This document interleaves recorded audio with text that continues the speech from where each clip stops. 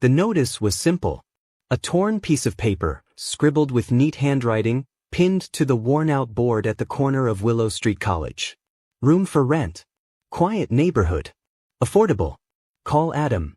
No one passing by that morning could have guessed the story it was about to set in motion. Rachel Morgan certainly didn't. She stopped in front of the notice, her fingers tracing the faded ink. Her classmates often laughed at such postings. Only desperate students live in those cramped houses, they joke, but Rachel's eyes lingered on the words with unusual intensity. A strange tug in her chest told her this might be more than just about finding a room. Adam Carter, the man behind the notice, had written it with a heavy heart. A 38-year-old widower, Adam worked long shifts as an office clerk, his modest salary stretched thin between rent, utilities, and raising his spirited 8-year-old daughter, Emma. The house he owned was small but warm, with creaking floors and peeling paint.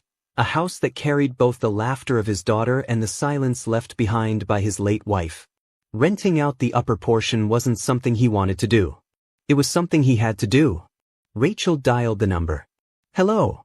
The voice that answered was deep, tired, and cautious. Hi. I saw your notice. Is the room still available? There was a pause, long enough to make her wonder if she'd dialed the wrong number. Then came a quiet reply, yes. You can come by today if you'd like. The Carter house stood at the far end of a narrow lane, tucked between two tall hedges. Rachel hesitated outside, her suitcase in hand. For someone like her, accustomed to drivers, bodyguards, and sprawling mansions, this was unfamiliar ground. But no one here knew she was the daughter of Richard Morgan, one of the city's wealthiest businessmen. And that was exactly how she wanted it. Adam opened the door himself. His dark hair was unkempt, his shirt sleeves rolled up, and there was a cautious kindness in his eyes. He sized her up in a moment, not in judgment, but in that careful way of a father who thinks of safety first. "You're Rachel?" he asked. She nodded. Before Adam could continue, a small figure peeked from behind his legs. Big curious eyes, messy brown pigtails, clutching a stuffed rabbit. "Is she the one, Daddy?" the little girl whispered loudly, earning a faint chuckle from Rachel. Adam cleared his throat. "This is my daughter. She'll be around a lot. If that's a problem." "It's not," Rachel interrupted softly, bending down to Emma's level. "Hi there. I'm Rachel." The child studied her for a long moment, then grinned. "You can stay. You look nice." It was such an innocent decree that even Adam couldn't help but smile for the first time in days. Upstairs, the room was modest, bare walls, a small window overlooking the street, a bed with worn sheets. To most, it might have felt too plain. To Rachel, it felt strangely perfect. She set her suitcase down, her heart beating with a mix of nerves and relief. "Rent is due at the end of each month," Adam said, standing in the doorway with that same careful tone. "I'll keep things fair, and if you need anything, just knock." Rachel met his gaze, steady and calm. "Thank you. I think this will work." She didn't tell him she could have rented the most expensive apartment in the city with a single swipe of her card. She didn't tell him her father would be furious if he knew she was here. Because for the first time in her life, Rachel Morgan wasn't looking for luxury. She was looking for something else entirely. And neither she nor Adam had the faintest idea how much this simple arrangement would change all their lives.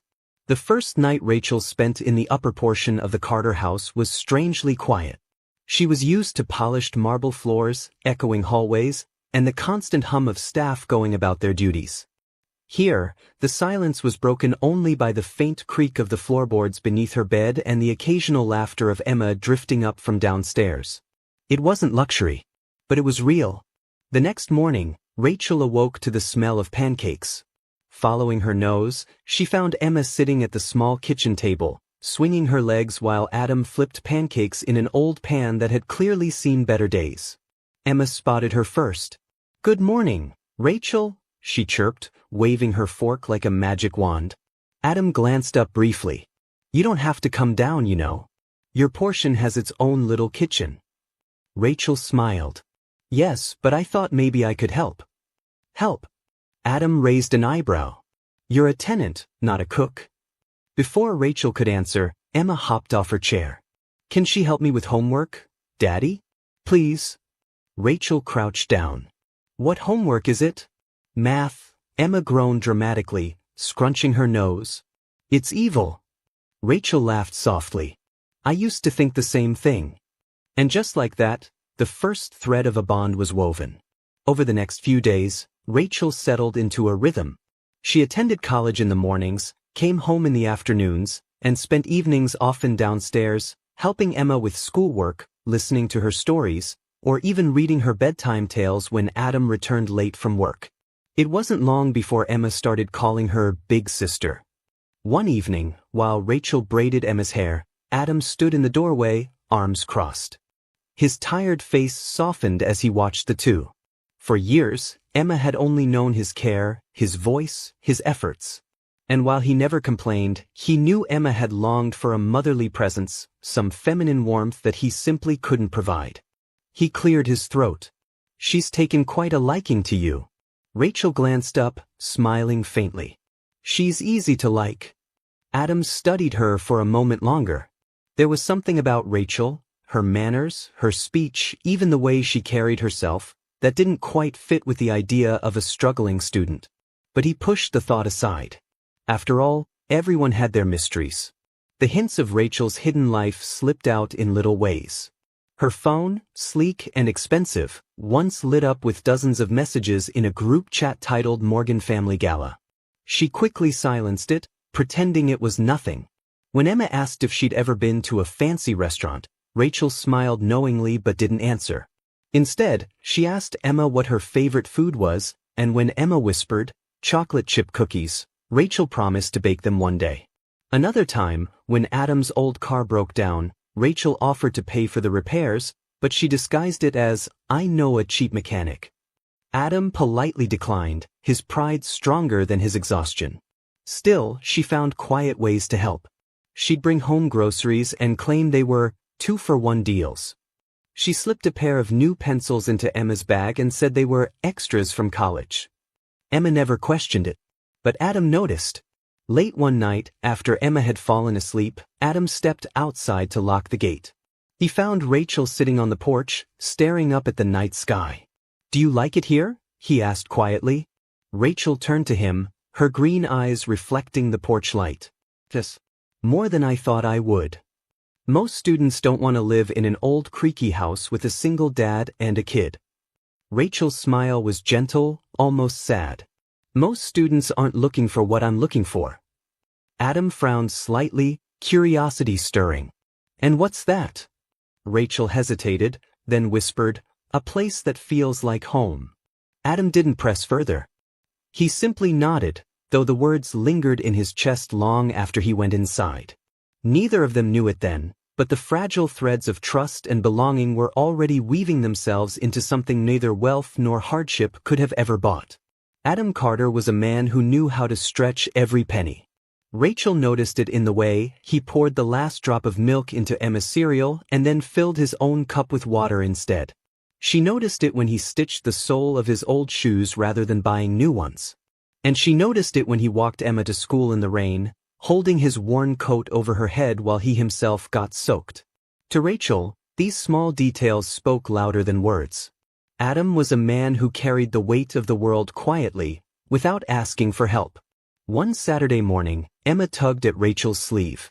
Rachel, Daddy said we can't go to the fun fair this year. Tickets cost too much. Her little voice wavered, though she tried to sound brave. But I don't mind. Rachel's heart tightened. That evening, she searched online for discount vouchers, determined to make Emma smile. A week later, Emma squealed with delight as the three of them entered the fairgrounds. When Adam frowned at the tickets, Rachel quickly said, they were free passes from my college. A promotion. Adam narrowed his eyes but said nothing. Emma's laughter was too precious to ruin with suspicion. Rachel continued her quiet kindness. She left grocery bags on the counter, always with the same explanation, 2-for-1 deals. She slipped fresh notebooks into Emma's school bag, claiming her professors gave her extras. When Adam's old car refused to start one morning, she arranged for a mechanic to fix it, leaving money in an envelope with the note, college refund. Adam wasn't a fool. He noticed. He just didn't know what to say. Pride and gratitude wrestled inside him, but he let the charade stand, partly because Rachel's kindness was offered with such respect. One night, Emma had fallen asleep on the couch, clutching her stuffed rabbit. Adam gently covered her with a blanket before stepping onto the porch. He found Rachel there, sipping tea, her eyes distant. "You do a lot for us," Adam said quietly. Rachel turned, startled. Well, Emma's like a little sister to me." He studied her for a long moment. "You buy more than you should. Groceries. School supplies. Even those fare tickets." Rachel's chest tightened. "Do you want me to stop?" Adam shook his head. "No. I just wonder why." Rachel hesitated. She couldn't tell him the truth, that she was the daughter of one of the city's richest men, choosing to live a simple life. Instead, she whispered, because sometimes giving feels better than receiving. The next day, Adam's pride was tested again. Emma's shoes had worn thin, holes peeking through the soles. He sighed, planning to patch them. But Rachel returned from college with a pair of bright new shoes, claiming they were from a friend who'd bought the wrong size. Emma squealed, hugging Rachel tightly. "You're the best." Adam wanted to protest, but Emma's joy silenced him. That night, he sat by his desk, staring at the bills. Life had been hard since his wife passed away, yet here was this young woman, his tenant, softening the edges of his hardship without demanding anything in return. Later that week, Emma tugged Rachel toward Adam as they sat in the living room. "Daddy, can Rachel stay forever?" she asked innocently. Adam chuckled, ruffling Emma's hair. "That's not how life works, sweetheart." Rachel, however, felt a lump in her throat. Because deep down, she realized she wanted to stay too. And while Adam still saw her as just a kind student, the truth was far more complicated. One day soon, her hidden world would come knocking on his door. It began on a quiet Sunday afternoon.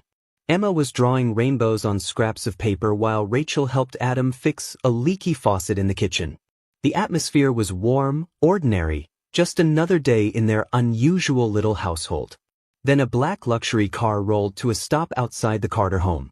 Its glossy finish reflected the sun, its tinted windows sealing off the world. The car didn't belong to their street. It didn't even belong to their neighborhood. Adam frowned, wiping his hands on a towel. Now, who could that be? Before Rachel could answer, the car door opened.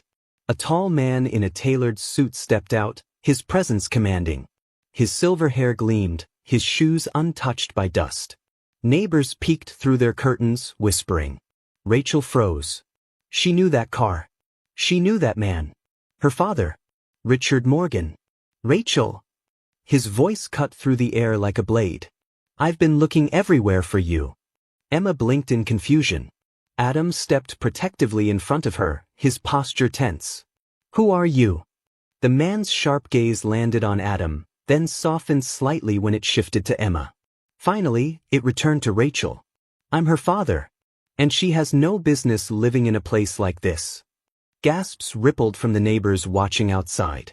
Adam turned to Rachel, searching her face. "Father." Rachel's throat tightened. She nodded slowly, guilt flashing in her green eyes.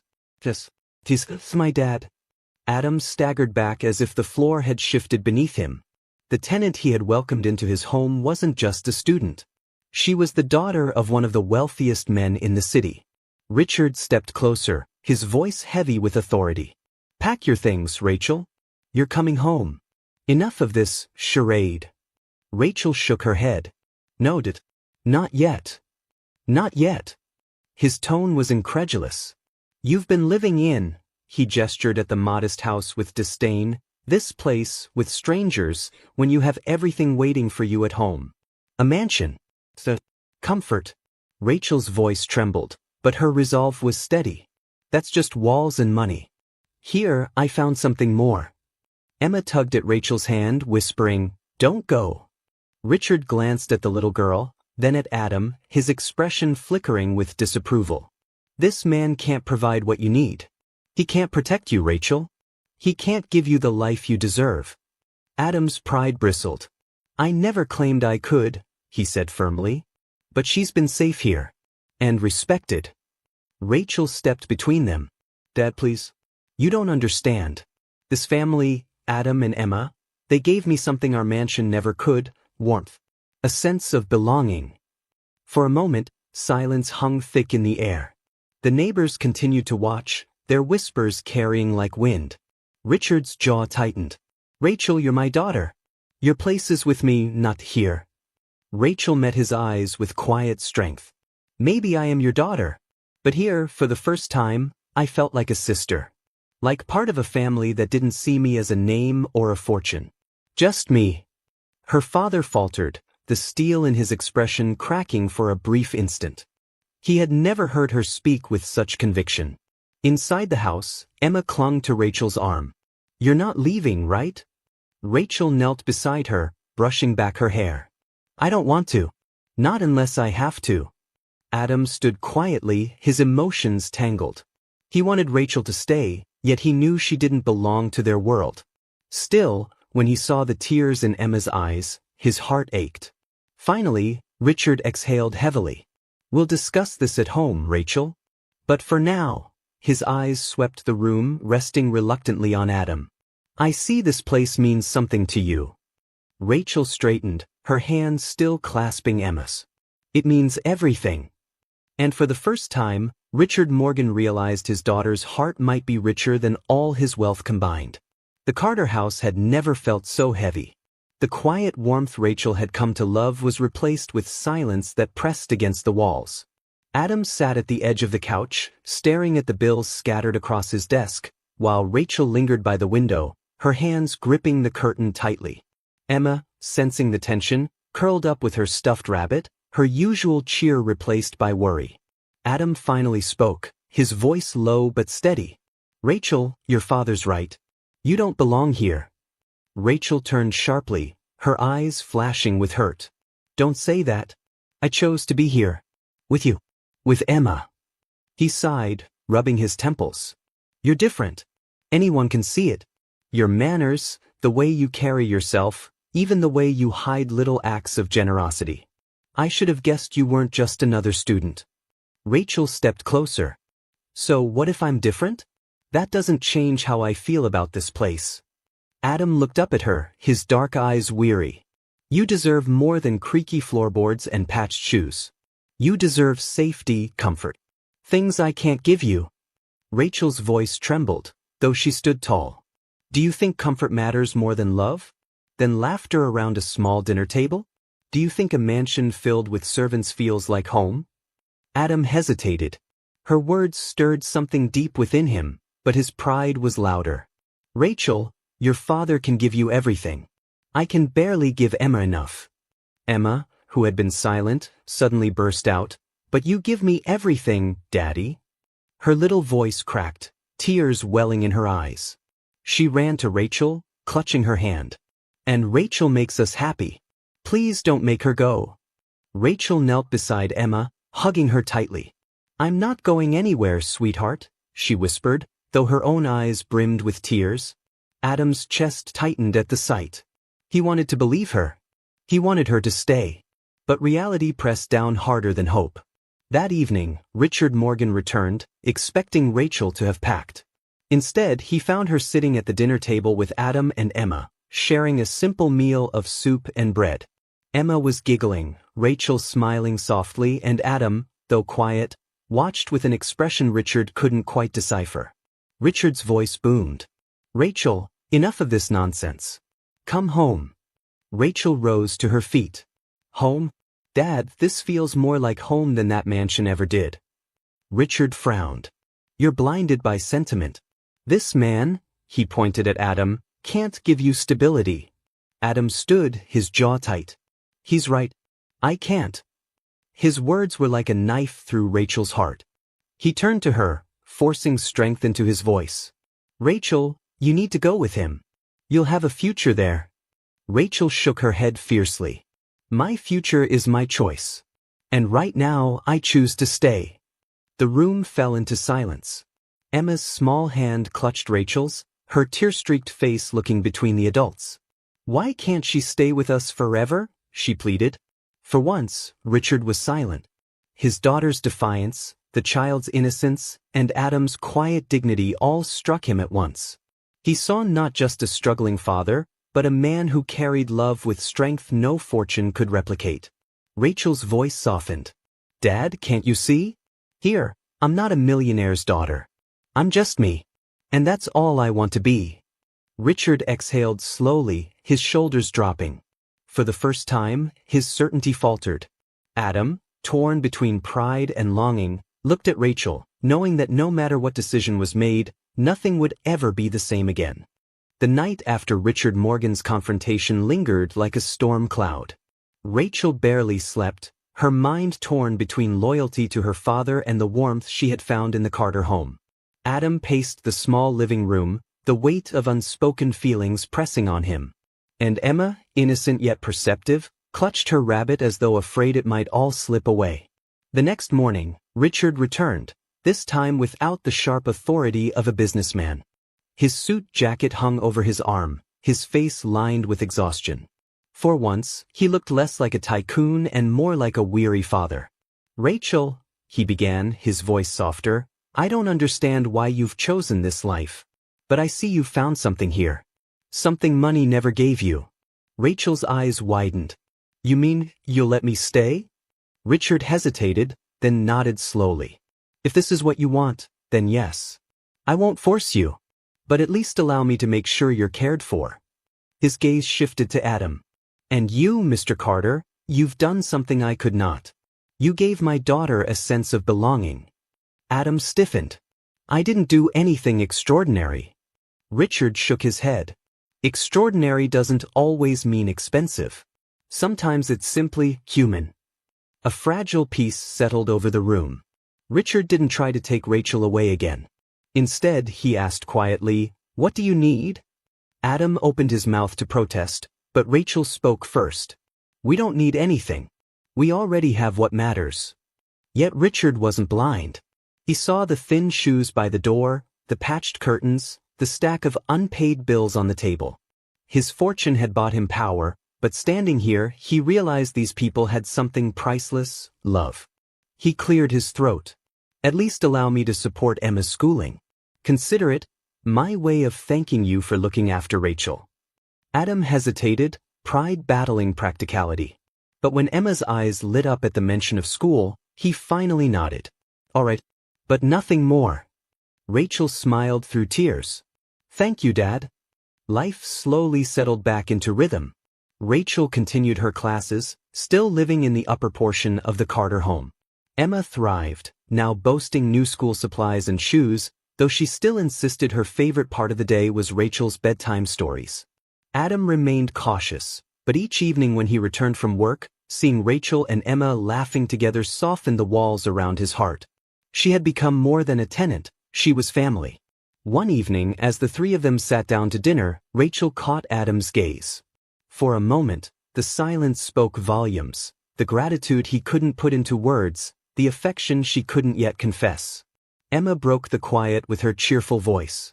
"This feels like forever, doesn't it?" Adam chuckled softly. "What do you mean, sweetheart?" Emma grinned. "Like Rachel will always be here. Like we're a real family." Rachel's throat tightened, but she smiled. Maybe forever starts with moments like this. Later that night, Richard stood outside the house, watching through the window as laughter filled the small dining room. For the first time in years, he didn't see his daughter as the lonely girl in a mansion. He saw her happy. Truly happy. He whispered to himself, perhaps she was right all along. Inside, Adam, Rachel, and Emma clinked their glasses of water in a simple toast. No grand feast, no chandeliers, just warmth, laughter, and belonging. And as Rachel looked around the modest room, she realized the truth she had been chasing all along. Sometimes the richest treasures are not found in fortune, but in the hearts that open their doors.